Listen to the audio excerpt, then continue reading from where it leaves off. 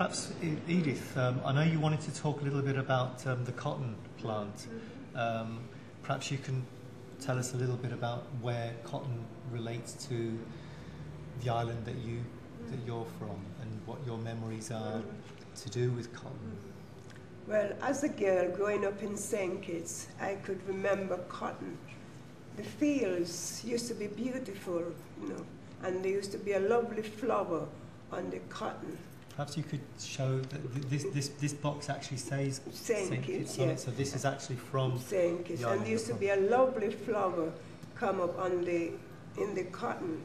Well, I suppose it was very hard work. You kind of can hear the older people say, you know, sometimes when you go to pick it, it's, you know, if it's like a rose, and it will suck all the insect will bit it like, and when you go to get it like, sometimes the cotton is bad, and they had to do a lot, you know, to make money in it, and they had to take it to these cotton houses, and it will put there, and they pick it, and another person will pick it again, and sometimes they go out all day working, and they hardly earn any money. That's how hard it was. It was really hard work for the people who work in the cotton field to get the good stuff, you know, to send abroad, because sometimes the cotton itself, it's not good, and they have to work all day in that heat to pick it, and then they have to take the back part of it, so they could work all day and don't get any money at all. Did you have a story to tell about that? I seem to remember you telling me about somebody who'd picked a lot of cotton and then they couldn't use it or something. Okay. Well, it's just the same thing, like, you know, picking it like, and then, you know, because the cotton, not proper stuff, you know, you could work all day. It's like, you know, you could work all day, and you go home, and you haven't, you know, produced anything. And some people, their families, you know, depend on it. I must say, when Britain was in the Caribbean, and after slavery, they leave the Caribbean very poor. When they took all the sugar cane and everything, and they leave the Caribbean, when slavery was finished, they get paid off. But the poor people that was there, they get nothing. So they had to struggle. And that what causes these things. That probably we won't even be in England if Britain did put back things that she took out from the Caribbean. But after slavery, they leave the Caribbean very poor. Such as the cotton, the pep still in this cotton here, which you cannot see. It's somewhere about within the fur, the pep of the seed. It's inside there. If you look carefully, you might be able to see one there. Yeah. Why? I can. It probably won't show up on the camera. But No, it won't show up on the camera. It's a little dark, almost like a dark spot, or yes, the size of a small berry. Yeah. Now, we had cotton in Jamaica, and when the cotton bloom out like this and ready to reap in, we just go around the tree and just pick out the white sections and just put it into a bag and seal it together.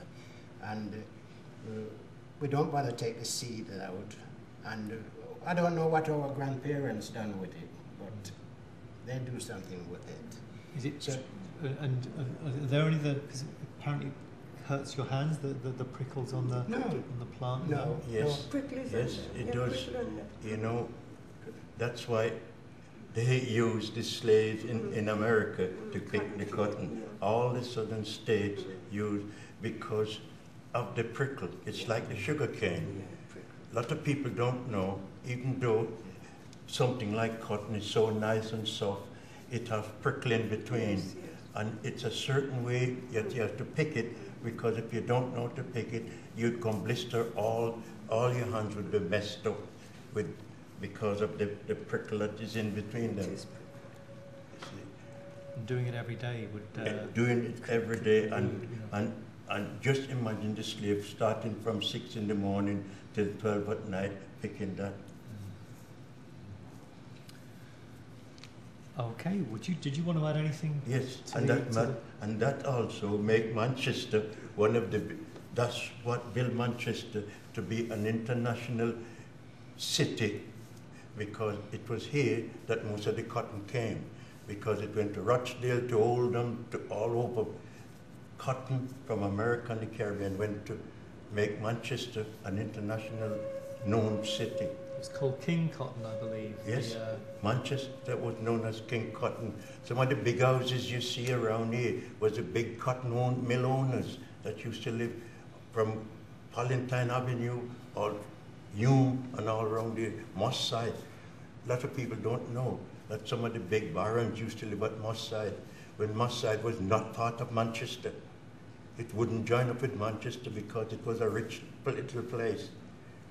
And the clothes that you would have brought in the Caribbean, or the cloth you would have had in the Caribbean, would have been spun here, even though you were picking the cotton in the sent Caribbean. back to the Caribbean, yes. Yeah, that's right. That's right.